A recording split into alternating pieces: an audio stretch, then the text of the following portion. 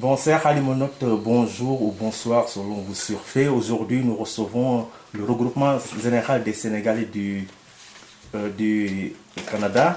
Donc, le prétexte est les 20 ans de l'association. Donc, les 20 ans qui auront lieu au mois de décembre. Pour cela, nous sommes avec les membres et les anciens membres de l'association qui vont nous parler comment est né le regroupement, quels étaient les objectifs et nous faire un bilan. Donc, ils sont là, ils sont, bon, je ne sais pas très nombreux, ils vont se présenter. Mon nom c'est Bara Mbeng, Bara Mohamed Lamine Mbeng, mais couramment on m'appelle Bara Mbeng. Je suis à Montréal depuis le 2 octobre 1969. Donc ça fait aujourd'hui un peu plus de 45 ans. Alors à ce titre, j'ai vu naître pratiquement toutes les associations jusqu'au regroupement dont on va parler aujourd'hui, qui lui est né le 26 juin 1994. Donc c'est le 26 juin qu'on vient de passer qui était le 20e anniversaire de ce regroupement-là. Merci beaucoup Khalima, merci beaucoup aux doyens, Barambay, Malibabou, Ndongobey, Medoussar, Bakary Silla et l'actuel président du conseil d'administration, M. Saro. Donc c'est pour nous un honneur de vous accueillir aujourd'hui pour parler du regroupement général des Sénégalais du Canada, pour que les générations futures puissent savoir les raisons, les motifs pour lesquels ces visionnaires ont eu, à une certaine époque, de mettre en place une structure qui va fêter cette année les 20 ans du regroupement général des Sénégalais du Canada. Merci beaucoup. Mon nom est Malik Babou. Moi, je suis au Canada depuis 1990, donc bien après Bara. Bon, mais ça va bientôt quand même faire dans les 25 ans. Donc, je fais partie des fondateurs du regroupement, donc je suis à l'aise pour parler de la création du regroupement général des Sénégalais. Moi, mon nom c'est Ndongo Bey. Je suis là depuis février 1993, donc juste un an avant la création du regroupement général des Sénégalais. Donc je suis membre fondateur et puis c'est ça. Donc au moment des discussions, peut-être je pourrais parler un peu de l'historique et puis de la création surtout. Bonjour, mon nom est Mohamed Oussar. Je suis au Canada depuis 1990, donc ça fait quand même plus de 24 ans, bientôt un quart de siècle. Ce n'est pas comme le doyen Bara, bien entendu. Mais moi, ma particularité, c'est que je suis un des régions. Donc j'ai été à Charbon. Et puis les Nongo, les Assis m'avaient contacté lors des préparatifs, en tout cas pour mettre sur pied ce regroupement général des Sénégalais du Canada. Donc, on va rentrer dans les détails plus tard. Merci beaucoup. Donc, Bakary Silla, moi je suis arrivé ici en 2001. Donc, j'ai rejoint l'association en cours de route au moment où ça a changé de perspective avec une nouvelle population, d'autres gens qui venaient avec d'autres besoins. Donc, dans la discussion aussi, peut-être je parlerai de ce que j'ai vécu là-dedans et des perspectives que nous avons vécues. Moi c'est Ibrahima Sako, je suis à Montréal depuis 2003. Donc quand je suis venu, j'ai immédiatement intégré le regroupement en étant à la périphérie un peu. Donc c'est en 2011 que j'ai intégré le conseil d'administration du regroupement. Et depuis 2013, donc, je suis le président du conseil d'administration du regroupement.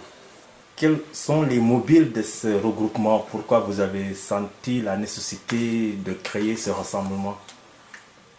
Ben, la naissance du regroupement, c'est 1994, mais avant 1994, il a existé, disons, d'autres associations, dont celui dont je peux parler le plus et qui a été un peu le plus représentatif avant la création du regroupement, c'était l'association des ressortissants sénégalais au Canada, section de Montréal.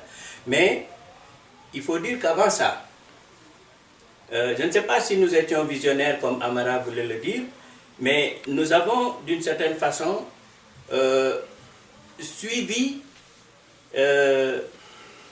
comment je vais dire ça, ce que l'éducation avait mis en nous. D'une certaine façon, c'est, comme on dit en Wolof, nit ay garabam. Donc, on a trouvé ici des gens, parce que nous, c'est les premières générations de Sénégalais à venir ici.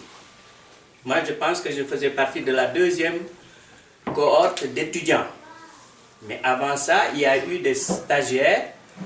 J'en connais un qui s'appelait Moursek, qui était de l'Ouest Gorée, qui était venu comme stagiaire en éducation physique. Il y avait un autre qui était avec lui. Mais il y avait très peu de Sénégalais qui étaient immigrants, dont les Grand Diop, feu Grand Diop, Amadou Diop. Il y avait, comment il s'appelle, Boubacar Koné. En tout cas, je ne les citerai pas tous. Et je dois dire que nous avons une fière chandelle à leur rendre. Parce que quand nous sommes arrivés, des jeunes, dans la vingtaine, ils ont eu la présence d'esprit de nous encadrer, de nous diriger vers le bon chemin, comme on dit. Et il y avait beaucoup parmi eux qui étaient des étudiants, soit de Polytechnique ou de HEC. Les premières générations, c'était ça. C'était les cadres futurs, notamment les Momar Ndiaye, les, comment ils s'appellent, Magadou, Ousmane Sissé, Morphal, des gens qui ont vraiment pris soin de nous, qui sont occupés de nous. Et ça a contribué à m'amener, moi, à faire le tour des différentes résidences des étudiants dans les abords de l'Université de Montréal, pour les inciter à mettre sur pied une association. Et c'est comme ça que l'association des étudiants sénégalais à l'Université de Montréal est née. Donc, moi j'en ai été le secrétaire général jusqu'à ce que la majeure partie soit rentrée. Parce que nous étions venus ici pour étudier et retourner au Sénégal comme cadre dans l'administration sénégalaise. D'ailleurs, il y en a qui me posent la question comment ça se fait que moi je suis resté. Ça, c'est un autre... Mais après le bac, parce que le Canada donnait des bourses pour le bac. Et c'est après qu'on ait constaté qu'il y avait beaucoup de problèmes d'intégration des gens qui finissaient leurs études ici, dans l'administration sénégalaise, que le gouvernement du Canada a arrêté de donner des bourses de premier cycle. Alors donc, quand la première cohorte a fini ses études, la majeure partie sont rentrées. Et l'association est presque tombée comme en léthargie parce qu'il n'y avait plus beaucoup de gens pour s'en occuper. N'est-ce pas? Il a fallu attendre que d'autres cohortes qui venaient soit pour des formations spécifiques, notamment ceux qui venaient au HEC, mais il y en a beaucoup qui sont venus par leurs propres moyens. Et de là, entre-temps, il y avait, parmi ceux qui étaient ici, qui n'étaient pas nombreux, des rencontres hebdomadaires ou bi-hebdomadaires. On se rencontrait chez un et chez l'autre, notamment pour Ataya, pour... Comme on faisait au Sénégal les tours chez X, Y, Z. Je ne sais pas si vous avez connu ça. Nous, dans notre temps, chaque samedi, on allait chez quelqu'un. La personne nous recevait, on mangeait là, on jouait à la belote, on buvait du thé, puis le soir, après la prière de Maghrib, on rentrait chez nous. Et le samedi suivant... Alors, on a importé cette pratique-là ici, jusqu'à ce qu'il y ait vraiment suffisamment de personnes pour recommencer à refaire ce qu'on appelle une mobilisation pour créer l'association des ressortissants sénégalais au Canada, section de Montréal. Pourquoi une section de Montréal? Parce qu'on se disait qu'il y avait d'autres Sénégalais qui étaient à Québec en particulier. Très peu à Sherbrooke, parce que la plupart, c'est des gens qui venaient faire leur MBA ou des choses comme ça, parce que le système coopératif faisait que les gens préféraient aller là-bas que de venir à HEC. Parce qu'ils avaient la possibilité d'étudier 4 mois, de travailler 4 mois, d'étudier 4 mois, ainsi de suite. Alors donc, quand on a créé une section de Montréal en se disant on va créer une section à Laval, plutôt à Québec, une section à Sherbrooke, Trois-Rivières, ainsi de suite, et après faire une sorte de confédération ou bien une fédération des associations, des sections régionales. Malheureusement, comment on appellerait ça, on n'a pas continué la démarche pour en arriver à ça. On s'est arrêté aux difficultés que nous rencontrions ici avec l'association des ressortissants sénégalais, si bien qu'à Québec, quand ils organisaient quelque chose, ils nous invitaient. Nous, quand on organisait des choses, on les invitait. Mais on n'a jamais vraiment réussi à créer la structure qui fédérait les différentes sections régionales. Et c'est resté là comme ça jusqu'à un moment donné, dans les années 88, même la semaine sénégalaise de 88, on ne l'a pas organisée comme on avait l'habitude de l'organiser, parce que les démarches n'ont pas abouti. Mais quand l'association a été créée à Montréal, c'était le 16 avril 1976. Et ça s'est créé tout bonnement chez moi, pour la bonne et simple raison que moi j'habitais en face du stade olympique. Et quand les gens me disaient, tu habites en face du stade olympique, je leur disais, non, je n'habite pas en face, c'est le stade qui a été construit devant chez moi. Effectivement, j'habitais là avant qu'on construise le stade. Et le maire de Montréal avait choisi cet endroit-là pour mettre le stade olympique. Alors qu'il y avait un autre terrain pas loin, beaucoup plus grand, mais le maire était têtu, il avait décidé de choisir cet endroit-là. Or, c'était un endroit où les gens faisaient des activités hivernales et tout ça.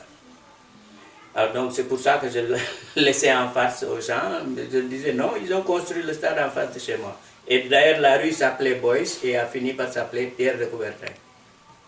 Alors donc, on a créé là-bas l'association et ça a fonctionné de 1976 jusqu'à, comme je vous ai dit tout à l'heure, 1988 à peu près.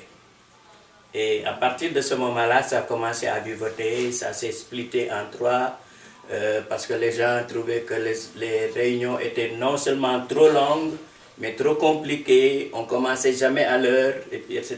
Vous voyez les différentes critiques là. Alors, à partir de ce moment-là, il y a eu trois regroupements, trois associations. Une qui s'appelait l'association des immigrants sénégalais, l'autre qui était restée l'association des ressortissants, mais pratiquement les gens disaient que c'était pour les étudiants. Et puis il y avait une autre structure qui s'appelait Alliance Québec, qui avait été créée par Omar Sen. Alors on a créé une commission qui était dirigée par Chersi, qui faisait le tour des chaumières pour dire aux gens, écoute, il faut qu'on revienne à l'association, qu'on rassemble les gens, ainsi de suite. Et c'est à partir de ce moment-là qu'on a commencé à des réunions chez Asigaï, parce que Asi était ici, mais elle travaillait dans une structure de coopération internationale. Elle avait la possibilité de rassembler les gens, soit dans son bureau, soit chez elle, au complexe Guy Favreau. Et les discussions ont commencé.